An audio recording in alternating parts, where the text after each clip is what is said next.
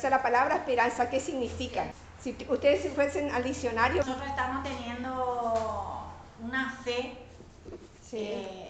en Cristo Jesús, que Él todo lo que ha puesto en estas palabras, en las Biblias, se va a cumplir. Y esa es nuestra esperanza. Entonces, si tenemos que definir, sería una confianza. ¿De qué? ¿De qué? De que algo se va a cumplir. De que algo se va a cumplir. Muy bien. O sea, en términos generales, algo bueno se va a cumplir. Algo bueno, muy bien. De que se va a realizar algo que se desea, ¿no es cierto? Así más o menos está en el diccionario. Encontré, es la confianza de lograr una cosa o de que se realice algo que se desea. Sí. Esa es la definición. Por ejemplo, estoy comenzando un estudio y espero terminarlo bien, ¿no es cierto? Esa es una esperanza. O estoy por hacer una reunión familiar y espero que me vaya bien. Es decir, que todos esperamos que lo que hacemos termine bien. Ese sería en términos generales la palabra esperanza. Muchos también tienen este término, que la esperanza es lo último que se pierde. Y es cierto, porque todo lo que hacemos lo hacemos con esperanza.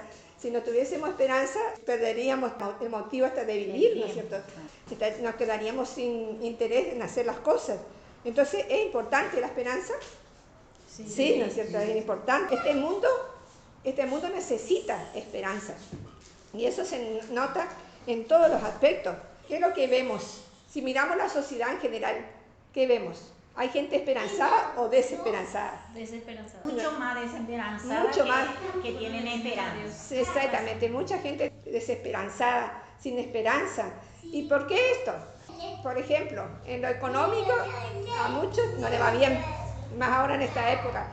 O por ejemplo no le va bien en lo político, que no le gusta cómo está siendo gobernado el país. Otro, por ejemplo, en la salud. En la salud no le va bien, está con problemas de salud. Otros en la educación, otros tienen dificultades en el tema de la seguridad, salir a la calle, no ser asaltado. En fin, hay muchas cosas que traen desesperanza. Ante todo esto, vemos en este tiempo en que la comunicación se ha expandido, hay más todavía desesperanza, porque miramos las noticias y ¿qué encontramos? Más desesperanza otra vez, más noticias malas que noticias buenas son. Y bueno, ante esto, que la gente se da cuenta que le falta esperanza, buscan esperanza, pero buscan experimentar distintas cosas y creen que así van a tener esperanza. Por ejemplo, experimentan en las drogas, experimentan con el alcohol, experimentan con las diversiones, experimentan con los pasatiempos y creen que así van a encontrar esperanza, pero igualmente después vuelven a bajonear, como se dice comúnmente, porque se dan cuenta que tampoco en eso está la esperanza, la verdadera esperanza. Cuando se dan cuenta que buscaron la esperanza en un lugar equivocado, se ponen a decir, pero entonces, ¿dónde está la esperanza? No existe esperanza. Pero hay un problema que es cierto, el pecado ha originado acá a la humanidad, que es la falta de esperanza, una esperanza sólida, verdadera, estable, bien fundada, no existe por culpa de que el pecado entró al mundo. Por eso es que tenemos la sensación, ¿no es cierto?, de falta de esperanza. ¿Pero hay esperanza verdadera? Sí. ¿Y dónde la encontramos? En Cristo Jesús. Primeramente en la Biblia, Yendo a la palabra de Dios encontramos la verdadera esperanza. ¿Y qué nos dice la Biblia? Que la esperanza está en Dios. Vamos a leer Efesios capítulo 2 y versículo 12. En aquel tiempo estabais sin Cristo, alejados de la ciudadanía de Israel y ajenos a los pactos de la promesa, sin esperanza y sin Dios en el mundo. Acá nos da una definición. ¿Quién no tiene esperanza según este pasaje? El que no le tiene a Dios. Al que no le tiene a Dios. Dice, las personas que no tienen a Dios no tienen esperanza. Da una definición así tajante. No tenés a Dios, no tenés esperanza. Entonces, ¿dónde tenés que buscar la verdadera esperanza? En Dios. La verdadera esperanza está en Dios. Y saben, no tener esperanza es una tragedia. Un poeta italiano del siglo XIV que se llamó Dante, que escribió la Divina Comedia, y en su parte El infierno, escribió que encima de la puerta del infierno había un escrito que decía: abandonen toda esperanza los que entran aquí. Y es cierto, las personas sin esperanza acaban así, ¿no es cierto? Acaban sin Dios y sin esperanza. Vamos a estudiar ahora aquí cuál es la verdadera esperanza que está en la Biblia. En la Biblia aparece la palabra esperanza 129 veces, o sea que es importante. En toda la Biblia la palabra esperanza aparece 129 veces.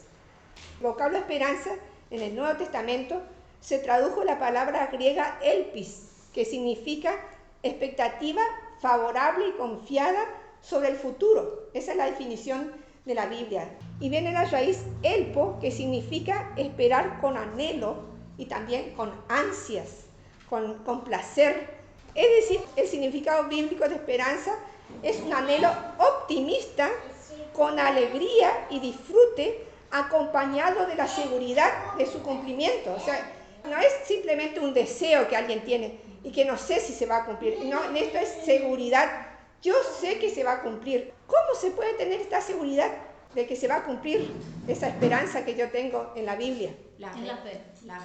Pero ¿en quién se basa? En palabra. ¿En quién se basa? ¿En mí? Jesucristo. ¿En lo que me rodea? No, se basa en Dios, en Jesucristo, ¿no es cierto? Por eso podemos tener esa seguridad, esa certeza, porque Dios lo promete, no lo prometo yo, no lo promete ninguno de nosotros, que si bien queremos cumplir lo que prometemos, ¿no es cierto? Pero el que lo promete es Dios, y por eso podemos estar tranquilos con seguridad de que se va a cumplir esa esperanza que tenemos. En la Biblia encontramos dos características de esta palabra, de esta esperanza verdadera. Uno es la feliz espera del bien. Y esta feliz espera del bien está basado en lo que Cristo hizo por nosotros en la cruz. Porque si el Hijo de Dios no venía a este mundo y no moría por nuestros pecados, ninguna de nosotras, de las que estamos acá, tendríamos esa certeza, esa seguridad de estar bien con Dios, ¿no es cierto? Ni menos esta esperanza. Pero si Jesucristo no venía, ¿qué es lo que nos esperaba? En lo espiritual estoy hablando. La condenación. Ir a pagar nosotros mismos nuestros pecados en el infierno. Porque nosotros tenemos una deuda grande con Dios. Y si Cristo no venía a pagar nuestros pecados en la cruz, ninguna de las que estamos acá tendríamos esperanza alguna de ir al cielo algún día. Porque Cristo vino, tenemos esa esperanza. Qué hermoso regalo trajo Cristo, ¿no es cierto? Gracias a Dios, el Hijo de Dios, Jesucristo, ha venido y con su sacrificio en la cruz nos dio esperanza. Vamos a leer 1 de Pedro 1, 18 al 21. Sabiendo que fuisteis rescatados de vuestra vana manera de vivir, la cual recibisteis de vuestros padres, no con cosa corruptible como oro o plata, sino con la sangre preciosa de Cristo, como un cordero sin mancha y sin contaminación, ya destinado desde antes de la fundación del mundo, pero manifestado en los postreros tiempos por amor de vosotros, y mediante el cual creéis en Dios, quien le resucitó de los muertos y le ha dado gloria, para que vuestra fe y esperanza sea en Dios. Así que si el Señor Jesucristo no venía, ninguno tendría esperanza eterna de ir al cielo. Pero Él con su sangre vino y pagó todos nuestros pecados, que es lo que nos separa de Dios. Por eso es que podemos, con solo creer en Él, dice la Biblia, tener esa certeza, esa seguridad de salvación. ¿Qué es lo único que nos pide Dios entonces? Creer en el Señor Jesucristo. Tener fe.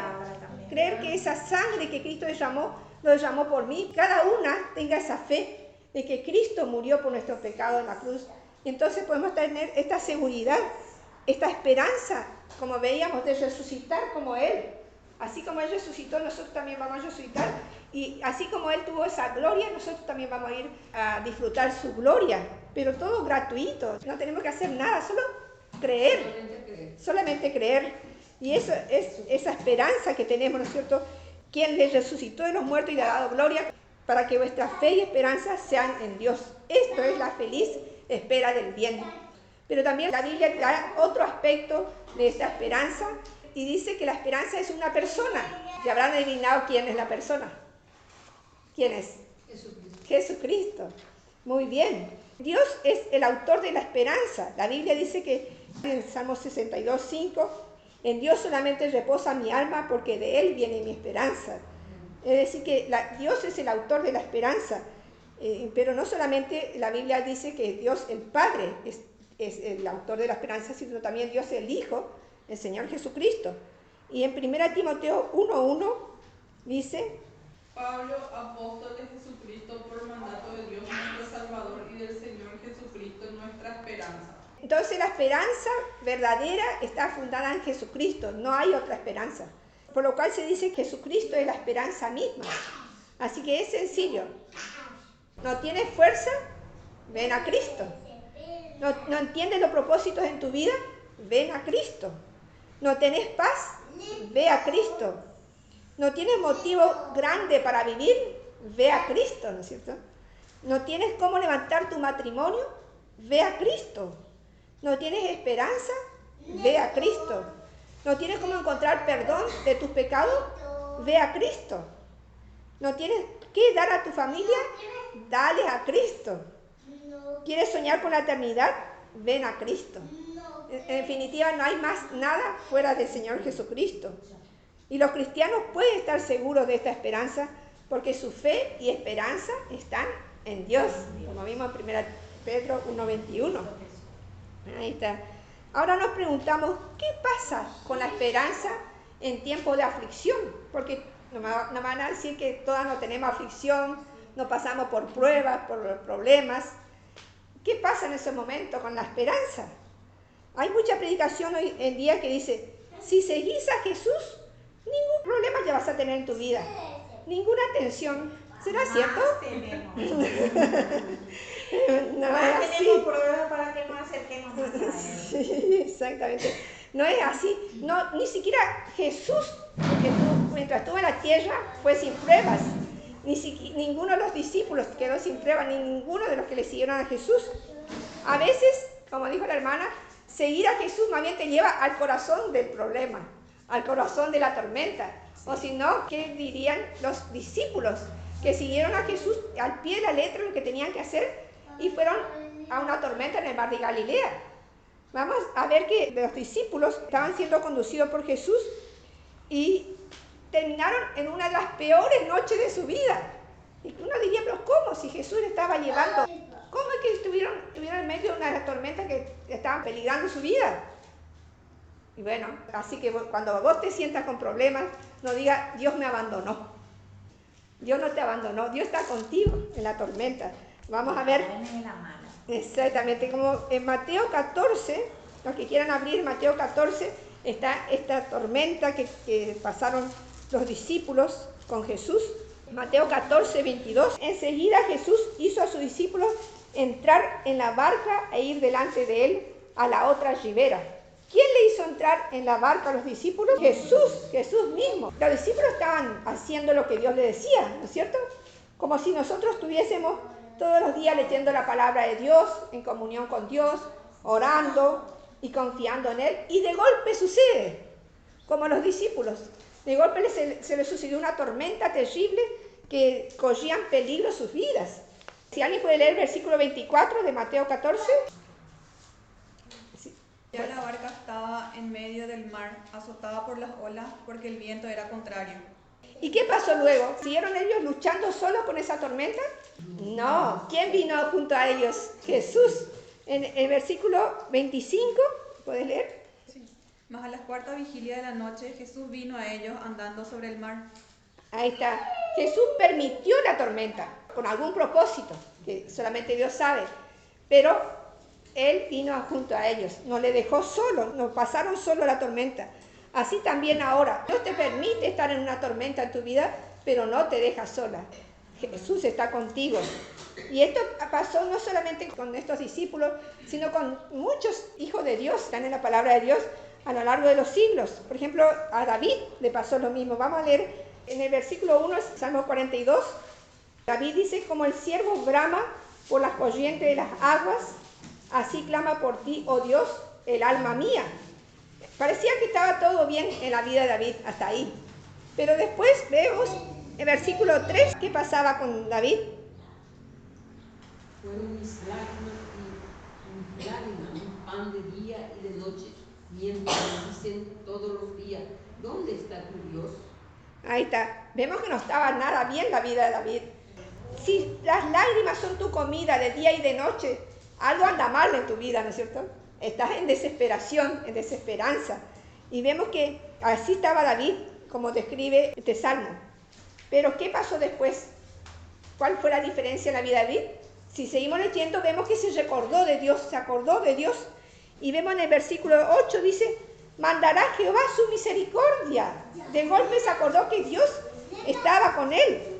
Aunque Dios no había venido todavía en su auxilio, sin embargo, David de golpe recobró su confianza y entonces vemos que su desesperanza desapareció. ¿Y cómo? ¿Por qué será que desapareció? Fue en la dirección correcta que hay que ir. No se miró a sí mismo, porque ahí ese es el problema, que a veces nos miramos a nosotros y peor nos desesperamos. O miramos a lo que está alrededor, no a Dios, ¿no es cierto? Mirar a Dios y a lo que Dios va a hacer. Así que esa es la solución correcta. En otras palabras, mirar con fe. Vemos después en el versículo 11, dice, ¿por qué te abates, oh alma mía? ¿Por qué te turbas dentro de mí? Es decir, no niega su dolor, ni lo evita, sino que lo asume y decide qué hacer. Espera en Dios, porque aún he de alabarle, salvación mía y Dios mío. Lo mismo pasó con el profeta Jeremías. Si pueden buscar Lamentaciones 3, ahí vemos que también Jeremías estaba pasando un tiempo de depresión. En Lamentaciones 3, 17 y 18. Y mi alma se alejó de la paz, me olvidé del bien. Y dije, perecieron mis fuerzas y mi esperanza en Jehová. Estaba desesperado, ¿no? Para que alguien que sea un creyente en Dios diga, se terminaron mis fuerzas, mi esperanza en Dios. Ese ya es el colmo, ¿no es cierto? Estaba desesperado. Y sin embargo vemos que su esperanza regresa. ¿Cuándo? Cuando también vuelve su pensamiento a Dios. Leemos en Lamentaciones 3, 22 al 24. Por la misericordia de Jehová no hemos sido consumidos, porque nunca decayeron sus misericordias. Nuevas son cada mañana, grande es tu fidelidad. Cuando dirigió su pensamiento hacia la bondad de Dios, comenzó a sentirse diferente. ¿Cambió la situación? No, ¿no es cierto? No cambió, pero se fue hacia la esperanza. Acá vemos que él dijo, por la misericordia de Jehová no hemos sido consumidos, porque nunca decayeron sus misericordias. O sea, se acordó de la misericordia de Dios y por tanto en él esperaré. Comenzó a sentirse diferente. Y luego con el entendimiento que tuvo, hasta nos deja una explicación de por qué Dios aflige, lo que es una pregunta común. Vemos en Lamentaciones 3, 31 al 33. Porque el Señor no desecha para siempre, antes sí aflige, también se compadece según la multitud de sus misericordias, porque no aflige ni entristece voluntariamente a los hijos de los hombres. Ahí está. Acá vemos que el Señor no desecha para siempre. Y a lo último dice, Dios no aflige voluntariamente a los hijos de los hombres. En otra versión, la Biblia de las Américas, dice, Dios no aflige por gusto. Quiere decir que Dios cuando aflige es porque necesitamos algo que Él solamente conoce. No es por gusto, por un capricho, no. Nos manda una aflicción es porque la necesitamos. Pero solo va a durar el tiempo que sea necesario. Porque dice, no aflige voluntariamente a los hijos de los hombres y no desecha para siempre. Es decir, que Él la manda y nunca tal vez entendamos por qué la mandó. Él sí la sabe, pero la manda con un propósito. Y va a durar el tiempo que Él diga, y pasado ese tiempo, desapareció. ¿No le pasó muchas veces a ustedes? Que dura un tiempo que parece que es una eternidad para nosotros mientras estamos en eso. Pero después, como que se abren los cielos, sale el sol. Pasó el tiempo de aflicción que Dios nos mandó. En Isaías 61:3 dice que Dios dará a los que lloran y están quebrantados gloria en lugar de ceniza, oro de gozo en lugar de luto, manto de alegría en lugar de espíritu angustiado, y serán llamados árboles de justicia, plantío de Jehová para gloria suya. Ese es el Dios en quien hemos confiado. Él no nos quiere ver afligidos. Ya hemos visto hasta acá que Jesucristo es nuestra esperanza. Y ahora vamos a ver que esta esperanza que es Jesucristo es fuerte ancla del alma. Así que hemos visto que Jesucristo no quita las pruebas, pero nos da su presencia y también nos da su consuelo. Vamos a leer en Hebreos capítulo 6, versículo 18, si pueden abrir, Hebreos 6, 18. Vamos a ver ahí que el Señor Jesucristo viene a darnos consuelo en tiempos de aflicción, para que por dos cosas inmutables en las cuales es imposible que Dios mienta, tengamos un fortísimo consuelo los que hemos acudido para asirnos de la esperanza puesta delante de nosotros. Acá dice que tengamos un fortísimo consuelo, es decir, que Dios nos consuela en las pruebas. Esto debería traernos ánimo. Y también dice lo que hemos acudido. Acudido viene del griego katafeuo, que significa huir en busca de refugio. Nosotros cuando estamos en ese tiempo de aflicción necesitamos refugio. Esa es la realidad. Te sentís desamparada, ¿no es cierto? Y Dios te ofrece ese refugio en ese tiempo de prueba, en ese tiempo de aflicción. Por eso dice los que hemos buscado refugio, tenemos que ir a Él buscando ese refugio. En medio del caos, de la crisis, tenemos que buscar el refugio en el Señor Jesucristo, nuestro Señor. Todos sin demora deberían ir buscando refugio, buscando la salvación de su alma para escapar de la ira venidera. Por nuestros pecados tenemos que ir al refugio que es Jesucristo para ser salvos. Pero también el creyente tiene que ir en busca de ese refugio en cualquier situación de prueba que está pasando, en tiempos de dificultad, porque Jesucristo es la esperanza del cristiano. Y acá sigue diciendo lo que hemos acudido para asirnos. Asirnos es tomar fuertemente, es algo que cuando vos estás desesperado, ¿no es cierto? Tenés que tomar fuerte al Señor Jesucristo, tenés que prenderte de Él, no te sueltes, sujetarte bien fuerte en esa esperanza que es el Señor Jesucristo. Tenés que asirte de esa esperanza que es Él en tiempo de dificultad. Por la fe, ir a la presencia de Dios, clamarle, Señor Jesucristo, estoy esperando que tú me saques de esta situación. Y si me pueden leer Hebreos 6, 19 ahora. La cual tenemos como segura y firme ancla del alma y que penetra hasta dentro del velo.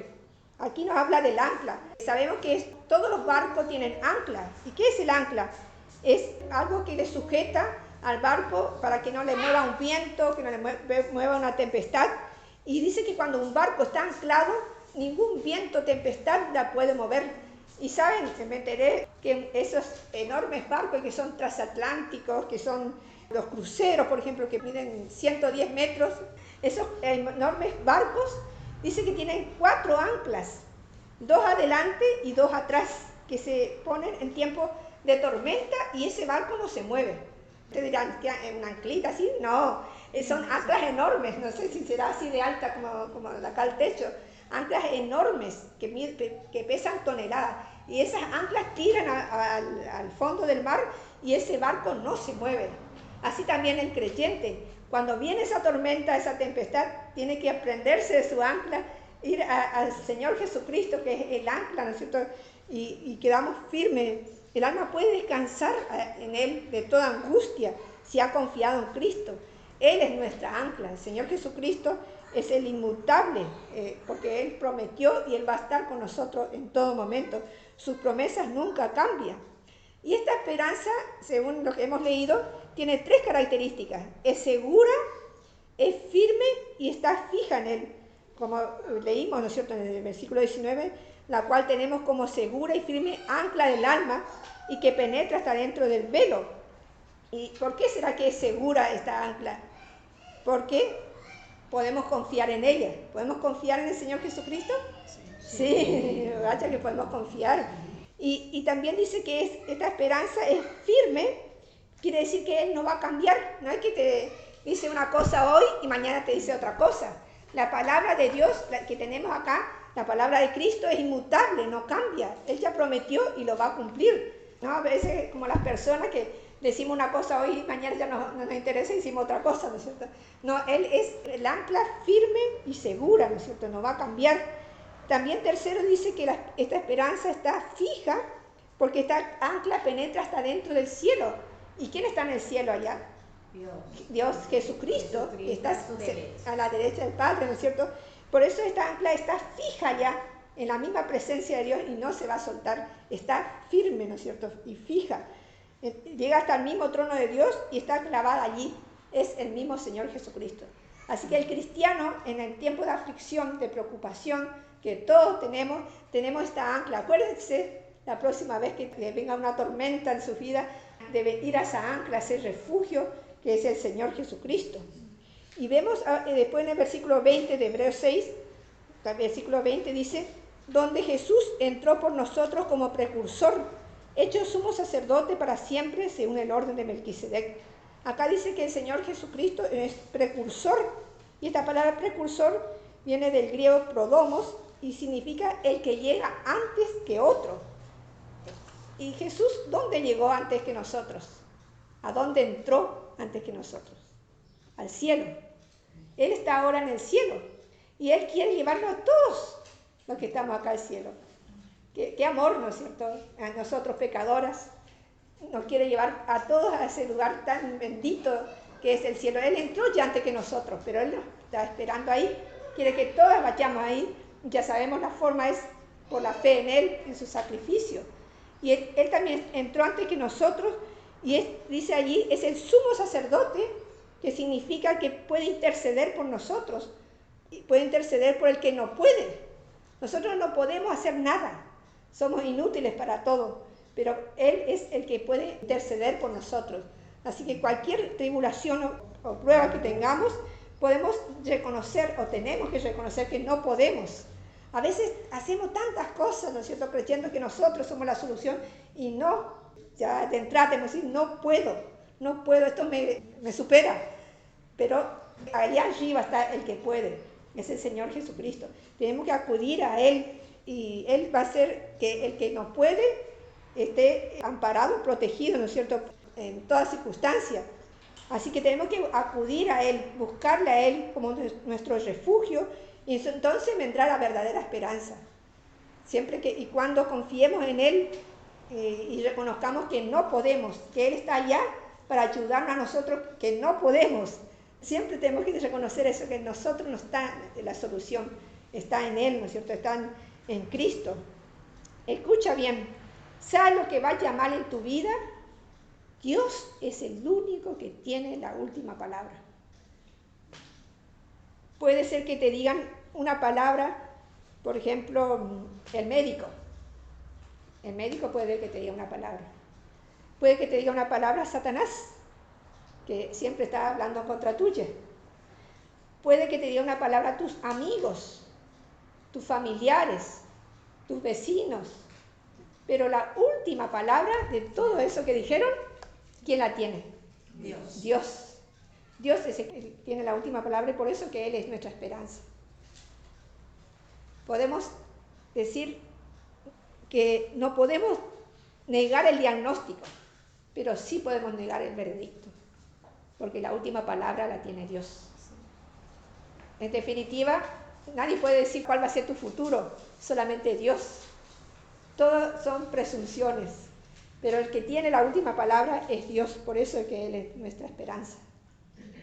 La esperanza en su venida es algo también que nos alienta y nos purifica. Vamos a leer en 1 Tesalonicenses 1, 9 y 10. Porque ellos mismos cuentan de nosotros la manera en que nos recibisteis y cómo os convertisteis de los ídolos a Dios para servir al Dios vivo y verdadero y esperar de los cielos a su Hijo, el cual resucitó de los muertos, a Jesús, quien nos libra de la ira venidera. Todo lo que hemos creído en Cristo, tenemos una esperanza segura, que es su venida. Mientras lo esperamos, estamos anunciando el Evangelio. Le estamos diciendo a este, cree en el Señor Jesucristo y será salvo. Cree en el Señor Jesucristo y será salvo. A todos le estamos anunciando el Evangelio. Esa es nuestra ocupación. Pero mientras tenemos la mano en el arado, trabajando, hablándole a la gente de Jesucristo, nuestra mirada está arriba. Tenemos que estar mirando siempre arriba, porque en cualquier momento viene Cristo. Estar preguntándonos, ¿será hoy? Estar siempre preparado. Estar siempre preparados, sí. Preguntándonos, ¿hoy será el día de su venida? Qué gozo, qué alegría, se terminaron todos los problemas ya. Y ahí vamos a estar felices, ¿no es cierto? Así que sigamos en esta esperanza de su venida. Los que tenemos esta esperanza, esperamos con alegría el futuro, no estamos desesperadas. ¿Será que me voy a ir al infierno? Eso ya se solucionó con su muerte en la cruz. Si tenés esa fe en Cristo, el futuro ya no es un problema para ti. Mientras lo esperamos, anunciamos, como le dije, el Evangelio a otros, para que otros también tengan esa seguridad. Cristo murió por tus pecados, derramó su sangre y Él ya resucitó. Quiere decir que ya todos tus pecados quedaron perdonados. Solamente cree en Él y serás salvo, nada más. Así que podemos tener esta seguridad y ya no temer la ira venidera. No tenés por qué sufrir el castigo por tus pecados, no tenés por qué irte al infierno. Cristo ya pagó tus pecados. Sé más bien parte de los creyentes, que tenemos esta seguridad, esta certeza de que vamos a ir al cielo y que nos espera cosas hermosas en el futuro. ¿Estamos esperando cosas hermosas, hermanas? ¿Los que creímos en Cristo? Sí, ¿qué esperamos? Esperamos el regreso de Jesús, su venida. ¿Qué más? La resurrección de entre los muertos. Sí. Vamos a encontrarnos con todos nuestros familiares que han creído también. Esperamos un cuerpo nuevo, un cuerpo glorioso que nunca se enfermará, nunca va a morir de nuevo, ¿no es cierto? Nunca va a sufrir más. Esperamos la vida en un cielo nuevo y una tierra nueva. Esperamos la libertad del pecado, un día que ya no vamos a estar más con este pecado que siempre nos está tentando. Esperamos el gozo supremo de vivir con Dios, toda la eternidad con Dios.